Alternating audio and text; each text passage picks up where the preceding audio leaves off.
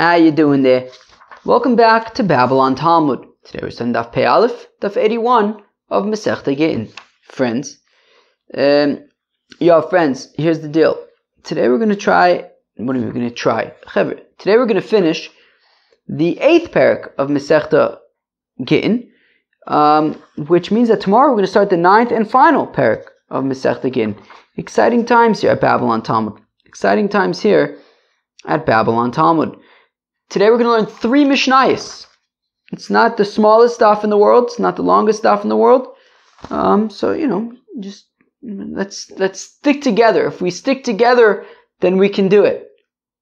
We have to have achdus. Ki ish echad b'lev echad. Alright, here we go. Alright, here we go. Oh, Babylon, 1 second. Babylon. Alright, let's do it. Alright, we're going to start at the top of Daf Pei Aleph, Amud Aleph, at the Mishnah. Kos of the Gayish es Ishto v'nimlach. Very interesting. So a fellow, Be'etzim wrote a get for his wife, changed his mind. And that was it. Never gave it to her. He wrote it but never gave it to her. B'shamei omer posel min ha'kahuna. B'shamei says she cannot marry a kohen. She cannot marry a kohen anymore. Right? Because of course a divorcee cannot marry a kohen.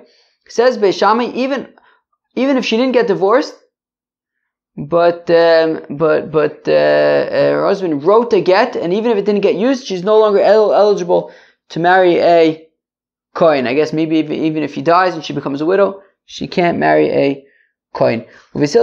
Say Beis Hillel, is the sun going to shine in my face? Please, I hope not.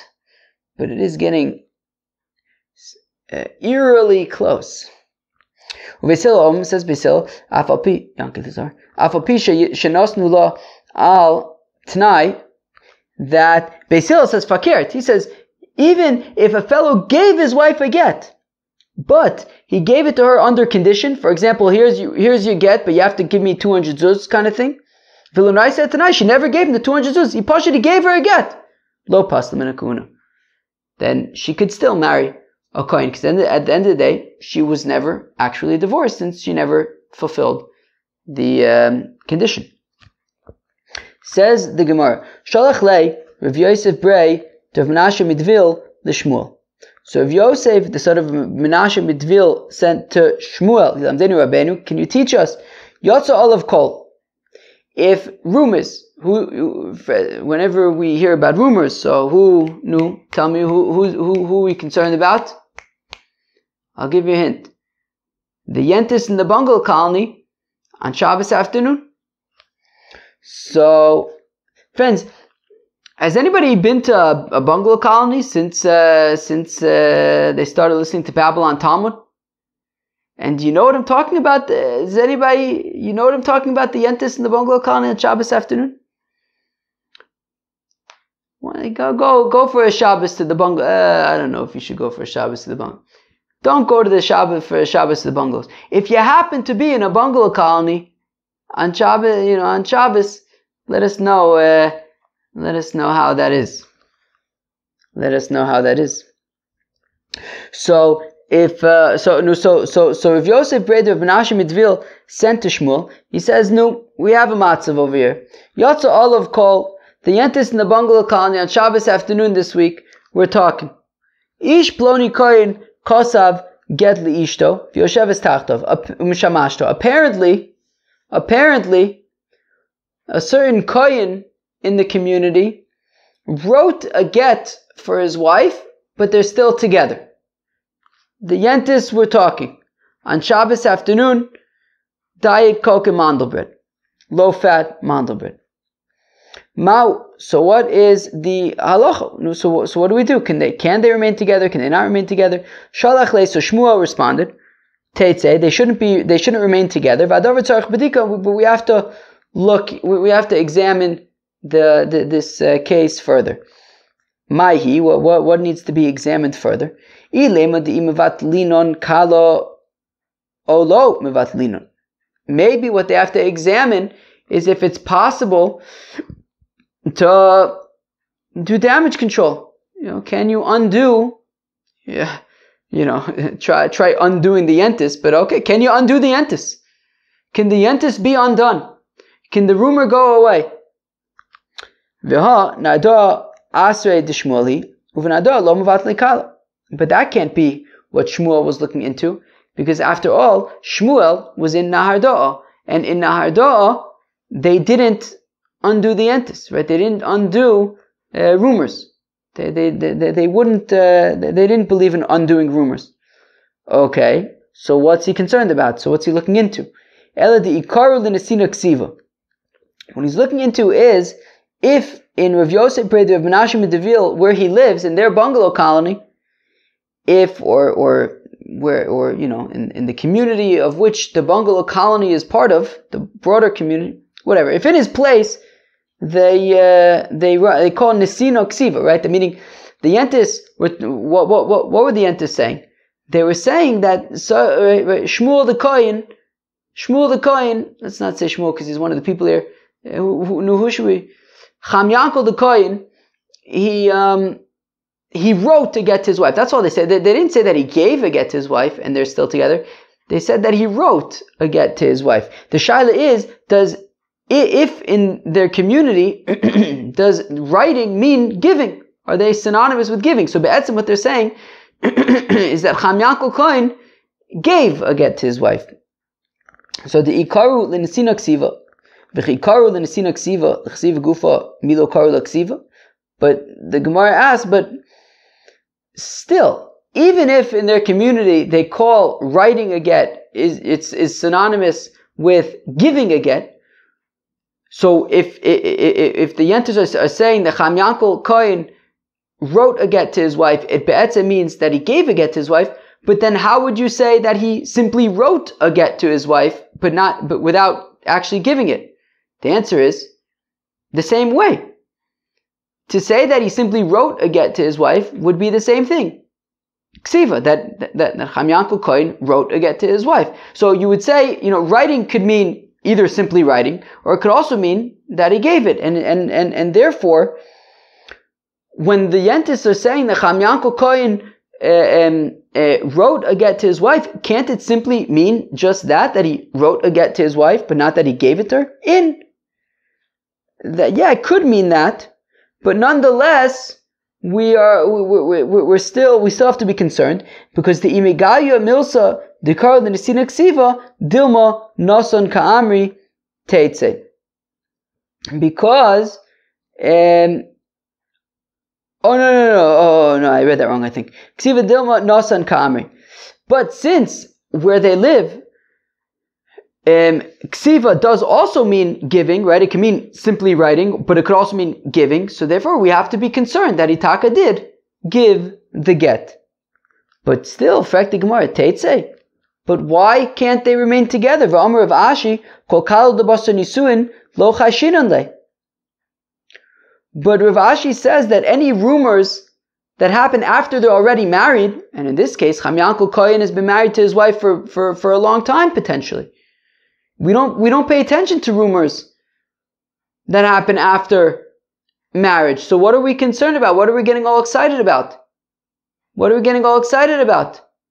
That Cham Yankel Kohen wrote a get to his wife, and maybe it means he gave it to her. These are all rumors. We don't listen to rumors after marriage. So my teitze nami teitze misheni. It means that meaning she's a Kohen, he's a Kohen, right? Cham Yankel Kohen is a Kohen, and we're saying we don't listen to this to this rumor, but we are concerned, right? But the fact of the matter is that there is this rumor that he wrote this get, and maybe it means that he gave it to his wife. So we're saying we don't listen to it in terms of Cham Yankel Kohen. But if he dies, and she's a widow, now a widow would be allowed to marry a Kohen. And if she gets remarried to a Kohen, but then we say that no, don't remarry another Kohen, because after all, there was this rumor, which we didn't make you get divorced from Cham Yankel, because we don't listen to rumors after marriage. But now that you're no longer married, because Cham Yankel's in Wellwood, so then it would be enough to prevent her from being able to marry another Kohen. we have to be concerned that she's divorced. But 1 second. But if that's the case, that all of a sudden we're concerned that maybe she's divorced and therefore she can't marry another kohen, but then don't we have to be believed? Then aren't we be'etzim saying that we're concerned that she was actually divorced from Cham Yankel kohen? In which case, any children that they had after that, you're gonna make rumors about those kids, because if they were divorced and they weren't married at the time that they had those kids, those kids are not koyanim, they're cholos. Kevin the Misheni who the mafkinan law, Merishan lo mafkinan law, says no, we're not concerned about that, because since all we're saying is that she can't remain with the second husband, but Cham Yankel kohen, we let her stay with him, so therefore we'll say that what it means is that she got divorced at the also the Meimer Samuch Lemisa Gersha, that he divorced her. Right? We're assuming that she got divorced, but what they'll say is that she got divorced, but right before he died. But any children that they had together, those children, there's nothing to be concerned about. But we have to treat it as though she may have gotten divorced right before she died, and therefore right before Cham Yankel kohen died, and therefore she shouldn't marry another kohen. But she could remain together with Cham Yankel kohen, and all the children can get good shidduchim, and the yentis in the bungalow colony on Shabbos afternoon will talk about somebody else. Amr Rabbi Bar Chana, Amr Rabbi Yechon, says Rabbi Bar Chana, name Rabbi Yechon, Mishum Rabbi Yehuda Bar Ilai. So Rabbi Bar Chana says the name of Rabbi Yochanan from Rabbi Yehuda Bar Ilai. Come and see that the later generations cannot compare to the earlier generations. The earlier generations are like Beis Shammai, right? Meaning, we had an example in our Mishnah. The opinion of Beis Shammai was that even if a fellow so much as writes a get for his wife, he doesn't even give it to her, she already wouldn't marry a kohen. We're so stringent when it comes to yuchsin. We're so stringent when it comes to keeping the purity of the of the lineage, that even if a woman's husband so much as wrote a get for her, even if he didn't give it to her, she wouldn't marry a kohen anymore. Those were the earlier generations. Doros Achronim, but in the later generations, we're still talking about Tanoim over here.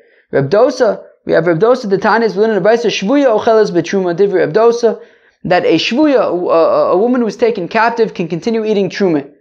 Reb Dosa says, Reb Dosa v'chimam, also lo haravizeh, what did this captor do to this woman after all? Because he pressed himself upon her breasts, for that reason she's possible from kahuna. No, you don't have to assume that they had a relationship, but she can continue eating truma. So we want to say that, in the earlier generations, they were so makpid that, even a get that was simply written, even if it wasn't given, they would kind of keep away from the Kohanim. And over here, you have a woman who's taken captive. We have no clue what may have happened there, and yet we're saying that she can continue to eat truma.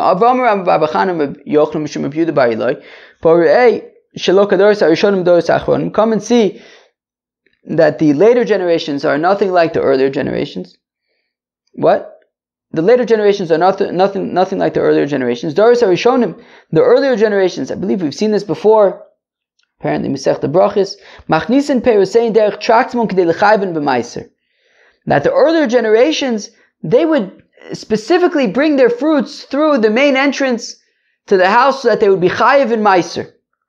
Doros Achronim, whereas the later generations did fakert. Machnisin peresein derech gagos, they're bringing it through the roof, derech karpefos, through different enclosures, kedei lefoto and mina meiser, just so that they wouldn't go through the main entrance and they would be potter from meiser. They kind of went out of their way to make the produce potter from meiser. The Omer Rabbi Yanai, in a tevel mischayid b'meiser, that when you have tevel, it's not chayiv in meiser. Untied food is not chayiv to be tied. Ad she'yir pnei abayis, that it sees the face, the main entrance of the house. Shenemar, as the apostle says, bi'arti hakodesh min abayis. That when you write by the beer meiser, you say that I've gotten rid of all the kodesh from the house. Rabbi Yochanan Rambam says, Rabbi Yochanan afilu chotzer kovas, that even a chotzer could be kovea for meiser. Shenemar v'achlu b'sharecha v'saveu, you'll eat in your courtyard and you will be satisfied. Okay, fine. One second. Okay, great. Okay,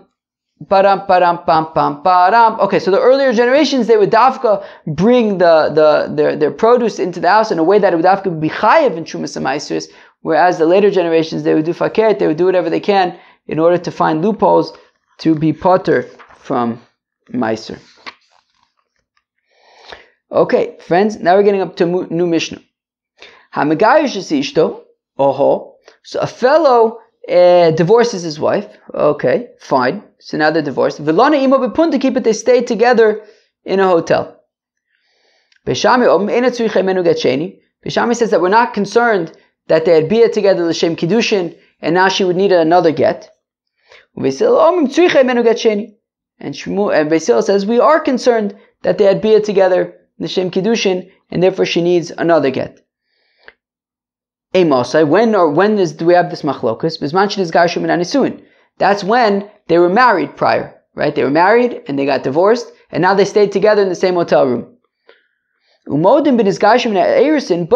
if they were only engaged, but they were never married, and the assumption is that they were never had a sexual relationship together, so then everybody agrees in that case that she would not require get.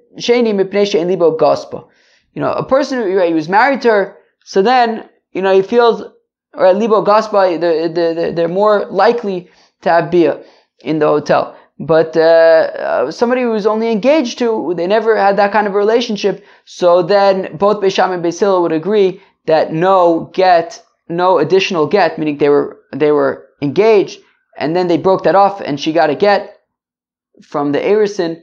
But in that case, there's no need for a second get if they stay together in the hotel. There's some sirens outside.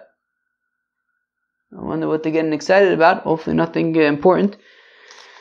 Okay, now I'm debating if I should, let's see, what should I do? Should I stop here? Should I? I probably can get it in. Okay, let's try to get it in. Okay. Now, I wasn't planning on stopping the daf. I always pause the video at different points because at a half an hour it breaks. And now I'm at about 18 minutes. So I always have to kind of stop it and break up the video into a few different parts, so that it doesn't cut off anywhere. So I was figuring out if I should break here or break when we get to the next Mishnah.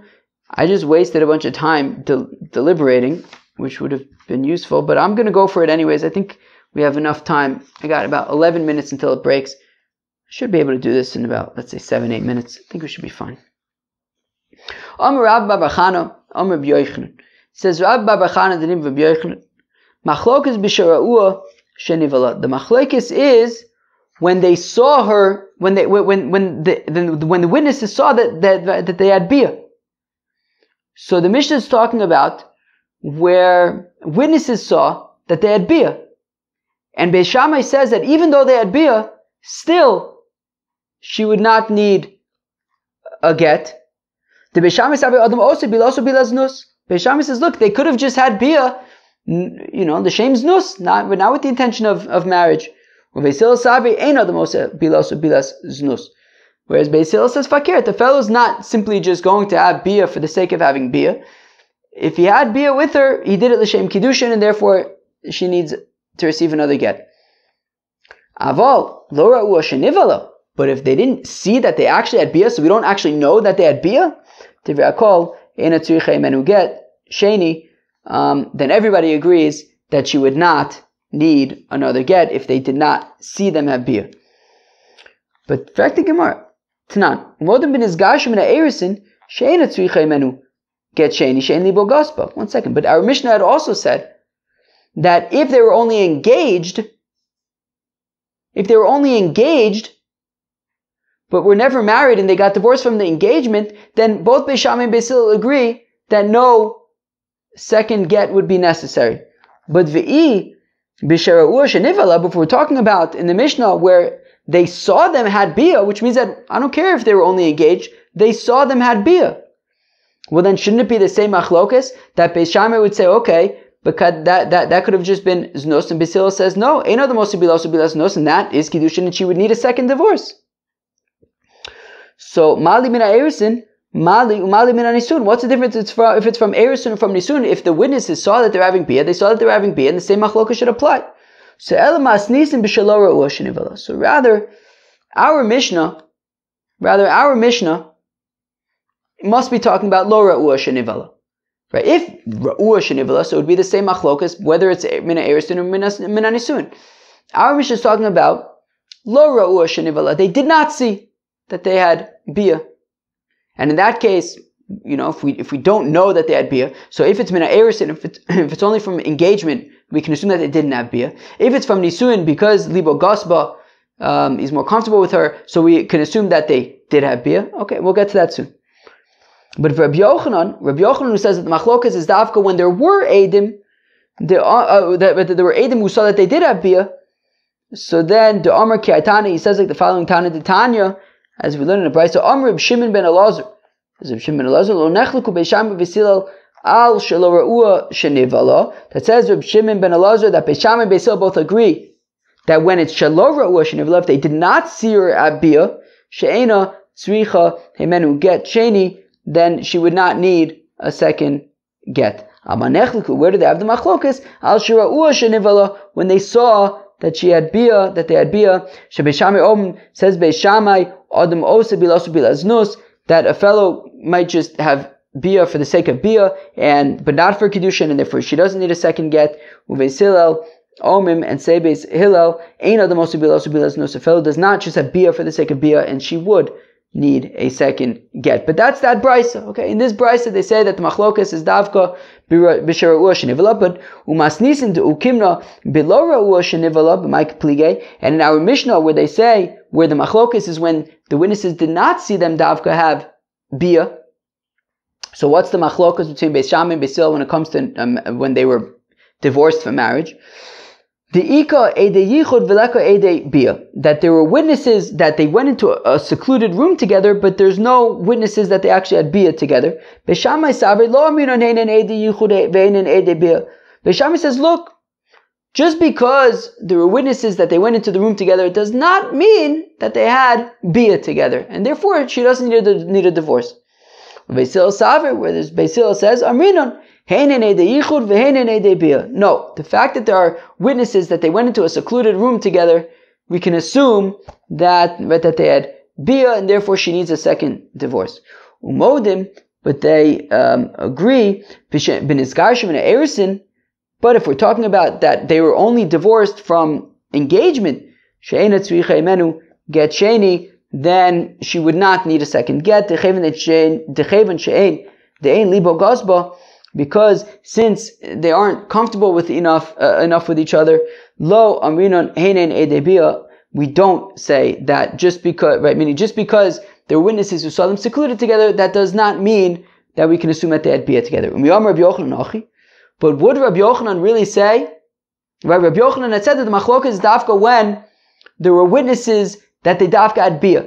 But lo ra'ua shenivala, if they didn't dafka see them having bia, so then there's no machlokas. But our Mishnah had said that dafka the machlokas between Beis Shammai and Beis Hillel is that when lo ra'ua shenivala, that's where there's a machlokas. So fact the Gemara, umi amar Rabbi Yochanan achi, does Rabbi Yochanan really say that when lo ra'ua shenivala, everyone agrees that they don't need a get? Ve'amar, that she doesn't need a get. Ve'amar Rabbi Yochanan halacha kistam Mishnah. But of course, Rabbi Yochanan's opinion is that the halacha is like a stam Mishnah. That if you have an undisputed Mishnah, we always paskin like that. And this was a stam Mishnah that was saying that the machlokas dafka is by lo ra'ua shenivala. V'ukimnu l'masnisim b'shel lo ra'ua shenivala. Amorai ninu v'alibet Rabbi Yochanan. There are two Amoraim who were quoting Rabbi Yochanan, and they gave conflicting accounts to what Rabbi Yochanan actually said. That's actually super interesting, right? Because basically you have Rabbi Bar Chana who's saying that the machlokas is when when lo ra'ua shenivala, there's no machlokas. Everyone agrees there. But we have another Amora who says that Rabbi Yochanan says halacha is kistam Mishnah. And we have the stam Mishnah that says that the machlokas davka is b'shel ra'ua shenivala. And we say it's trei tanoi libet Rabbi Yochanan, meaning one So one Amora, basically the opinion that Rabbi Yochanan says halacha kistam Mishnah, apparently not everybody agrees with that, right? Meaning we have one Amora who says that it says Rabbi Yochanan halacha kistam Mishnah, and therefore our Mishnah is talking about b'shelo re'ua shenivela, and we're saying it's a machlokas. Rabbi Bar Chana says that Rabbi Yochanan says that by lo re'ua shenivela everyone agrees, which means that Rabbi Bar Chana doesn't hold that Rabbi Yochanan says halacha kistam Mishnah. Wow. I always thought that, you always hear it says Rabbi Yochanan halacha kistam Mishnah. Apparently, that's not super clear. Apparently, Rabbi Bar Chana didn't necessarily agree with that, because there's a Stam Mishnah, and Rabbi Bar Chana saying that Rabbi Yochanan argued with that. Wow. Pretty interesting stuff. Okay, now we get to the final Mishnah of our daf, and the final Mishnah of the Perek. Konsa beget kereach. If a woman got married with a get kereach, let me just make sure, a bald get. Interesting. All right, a bald get. What's a bald get? Who could tell me what a bald get is? Let's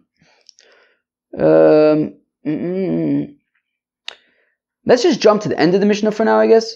First, and then we'll go back. Ve'ezu get kereach is the end of the Mishnah. Kol sheksharv moving me'edav. Whenever it has more folds than witnesses. Yeah. Okay. All right, friends. What are we talking about? What in the world are we talking about? Some weird get. Basically, Rashi says they were concerned that you might have a kohen, and a kohen is married, and he gets upset at his wife, and he divorces her. And then he can't remarry her because she's now a divorcee, and he's a kohen, and a kohen can't marry a divorcee. So in order to prevent this situation, they created this kind of strange get that they would fold it up a bunch of times, and each time they fold it, they had to sign it, and it was basically a headache to write. And if this guy really, was just getting excited, but he didn't really mean to divorce her, he would have come back to his senses while they were doing this, while they were basically delaying in writing the get, so that he would realize, wait, I don't actually want to divorce my wife. So what they would do is, they would get witnesses, and if you had 5 witnesses, for example, so you would fold up the get, you would write a few lines, fold up the get, one witness would then sign, the fold, and then they would write a little bit more, and they would fold that up, and I think would they even sew it or something? I don't know. What is it?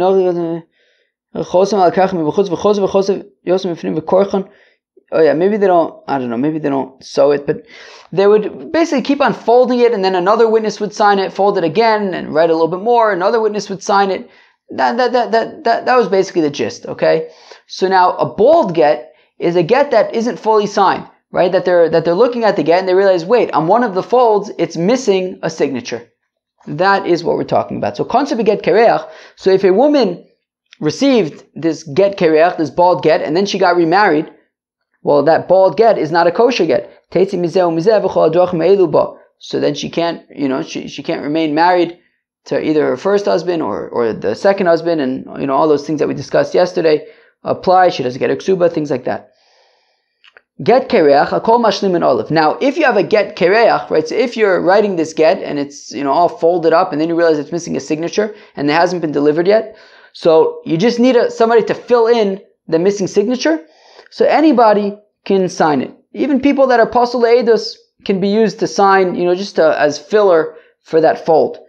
Divri Benanas, that's Benanas' opinion. Whereas Rabbi Akiva Omer, in mashlimin olav ela krovim aruin lahoyed b'makom acher. Whereas Rabbi Akiva says, no, while I agree that relatives who normally wouldn't be able to, relatives can't necessarily testify, but in this case they can testify, right? Meaning relatives who in other testimony would be able to testify, not as a relative, but just as a kosher aid, would be able, as opposed to a ganif or an eved, people who objectively can't be witnesses.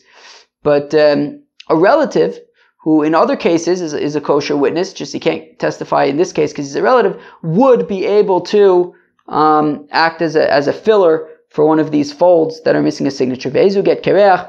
What is a bald get? Kol sheksharv muben me'edav. If it has more folds than witnesses. My time in the get kereach. How come a bald get is a problem? Well, we're concerned that if at some later point, this get needs to be validated in Beis Din, and they take it out and they realize and they see that it's missing a fold, well, they might be concerned, right? Then it's missing a signature. There's a concern that what if the husband had said kulchem, I need all of you to sign it, and then they made the number of folds, equal to the number of witnesses that there were that needed to sign, and it's missing a signature. So now we have to be concerned that maybe all of them had to sign, but not all of them did sign.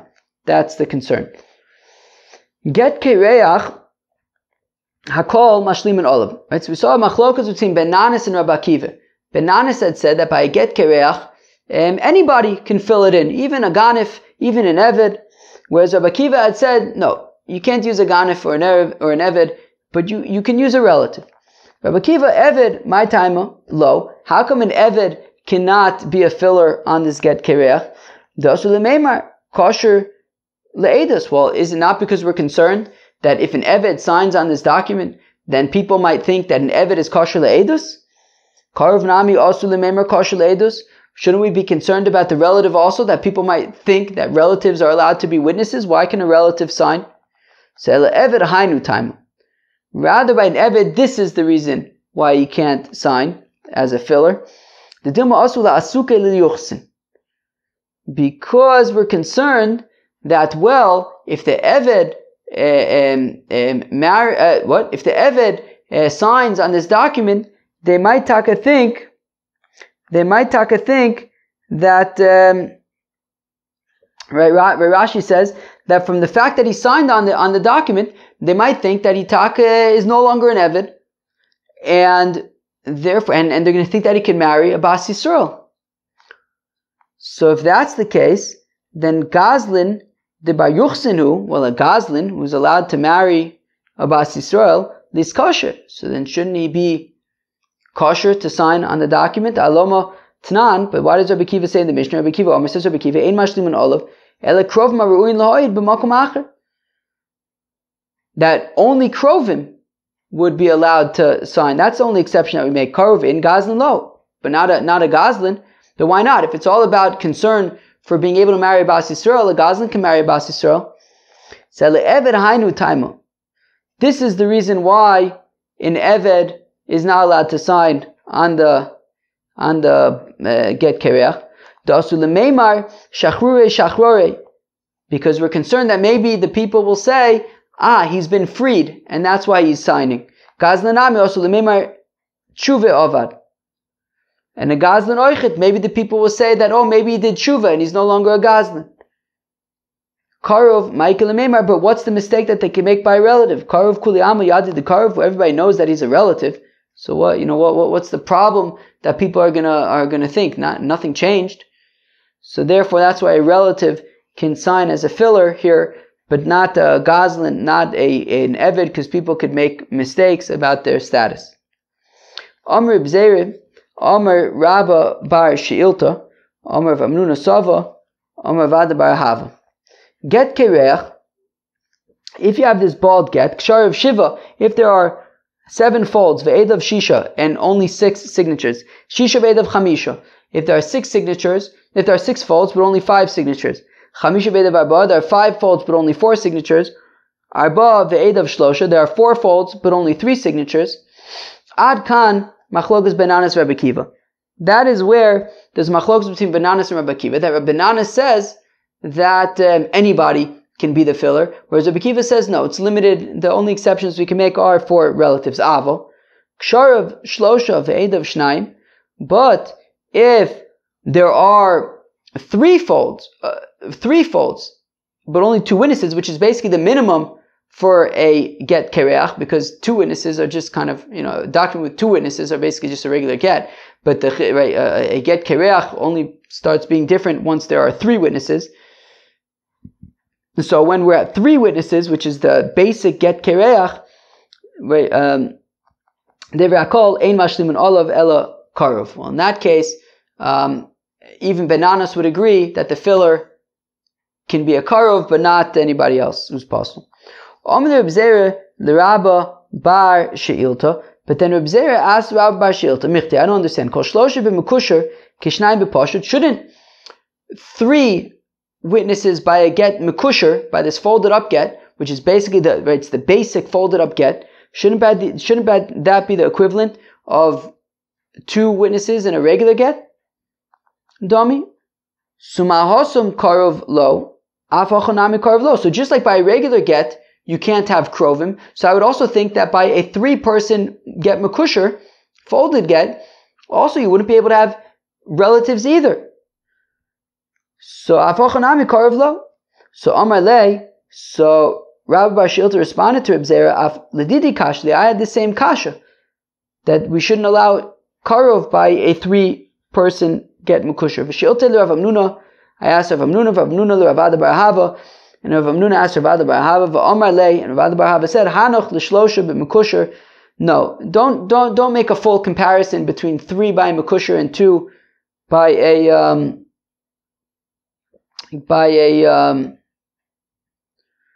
regular get. By 3 by mekusher and 2 by regular get. The lav d'oraisa. At the end of the day, a get mekusher even with only 3 is not d'oraisa.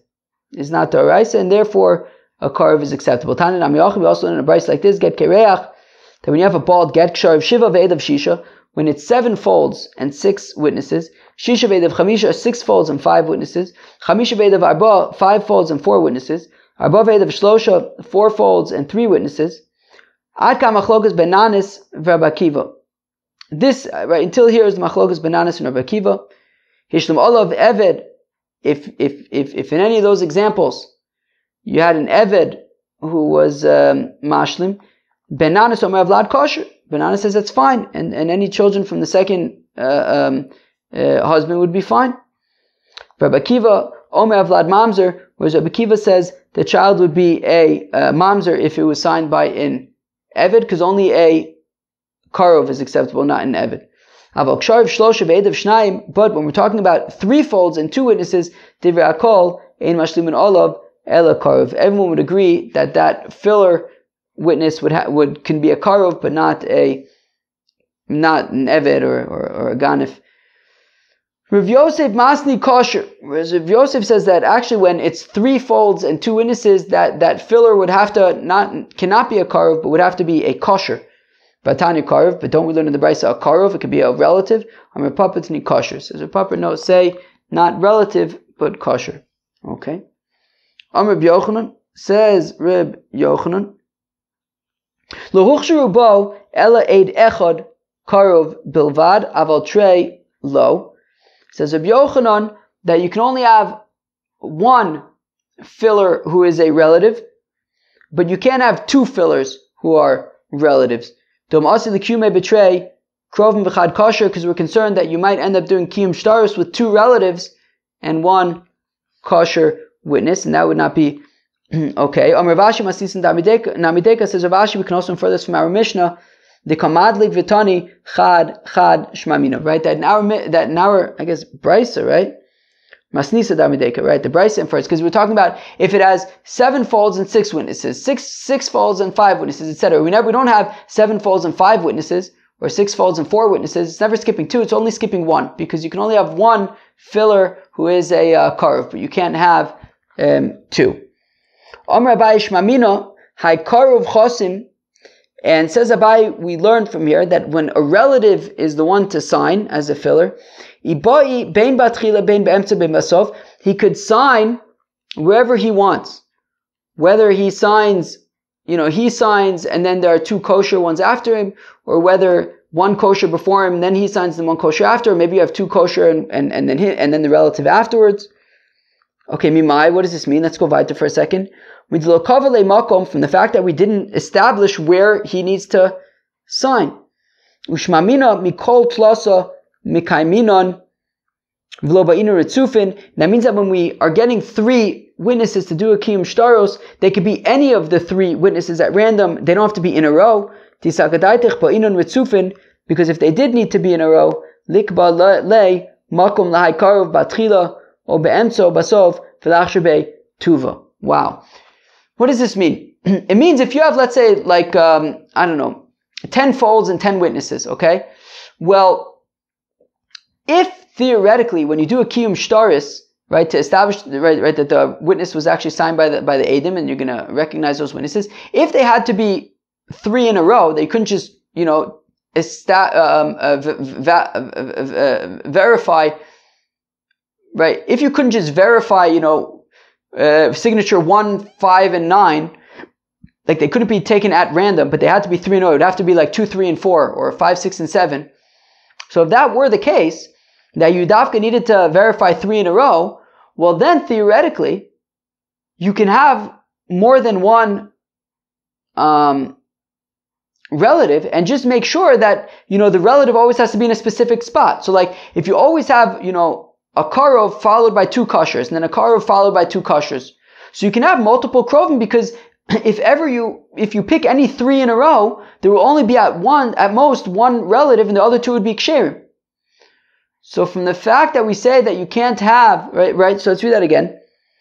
So it says Abaye Shmamina from the second line of the page, Haikarav chosim ibai ben batchila ben beemtza ben basof. Right, so from the fact that, So Abaye says that there's no specific place where the relative needs to sign. Mimai, how do we know this? Midilo kava lemakom, from the fact that we don't say that it needs to be either, a karov followed by 2 ksherim, or a kosher karov kosher, or kosher karov.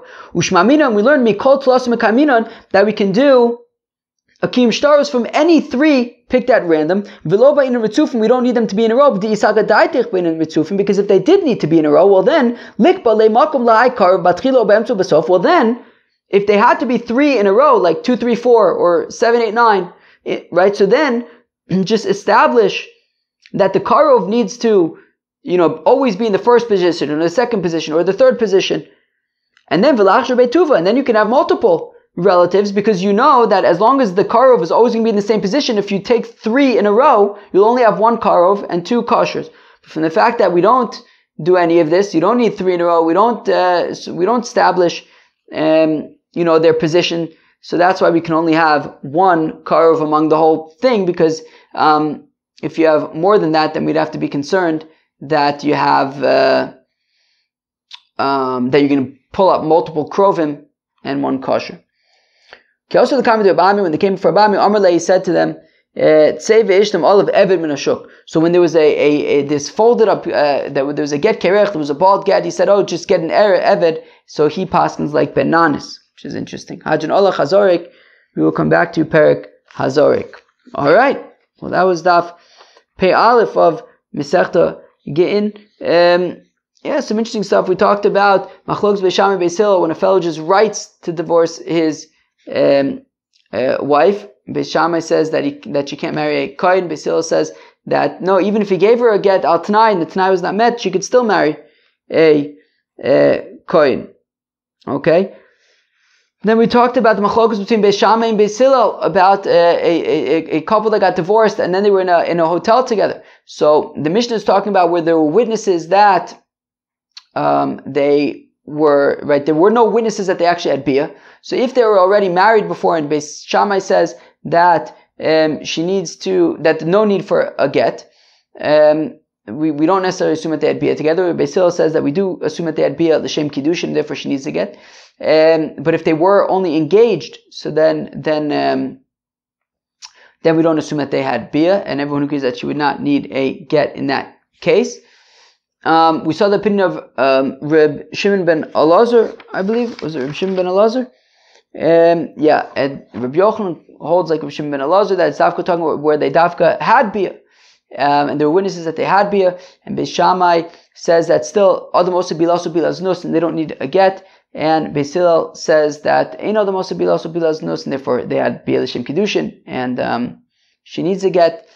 And then we talked about this bald get, which was an interesting thing where they folded it up. It had less signatures, and now they had to fill it in new signatures. So we saw Machlokes Benanis from Bei Akiva. Benanis said that anybody could make up those signatures, even like a ganif, whereas Rabbi Akiva says only a karov would be able to fill in the signatures. Friends, that was the Pei Aleph Masechta Gittin. We wrapped up the 8th parak of Masechta Gittin. Catch you tomorrow for the 9th. Beginning of the 9th and final parak of Masechta Gittin. Peace out.